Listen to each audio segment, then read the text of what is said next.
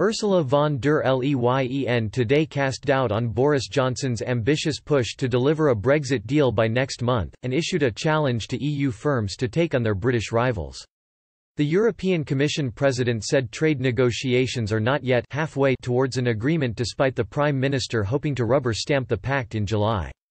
Speaking in the European Parliament, she said, "We are now halfway through these negotiations with 5 months left to go. But we're definitely not halfway through the work to reach an agreement, little time ahead of us. We will do everything in our power to reach an agreement," she told MEPs. "We will be constructive, as we've always been, and we're ready to be creative to find common ground with it, even where there seems to be none." She said the bloc would not back down in its demand for a regulatory level playing field as the price for any deal. But in a challenge to Britain, she said EU firms would maintain their high standards.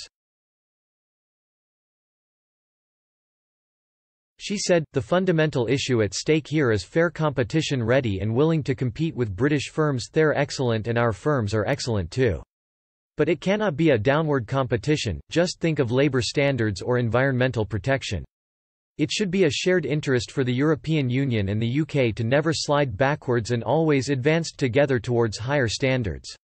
Mrs von der Leyen hinted at a climbdown from the bloc's hardline fishing demand to retain the same level of access to Britain's fishing waters for European boats. She said she now recognises the UK will become an independent coastal state after the transition period ends.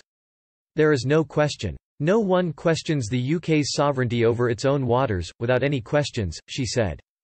"But we ask for predictability and guarantees for fishermen who have been sailing in those waters for decades."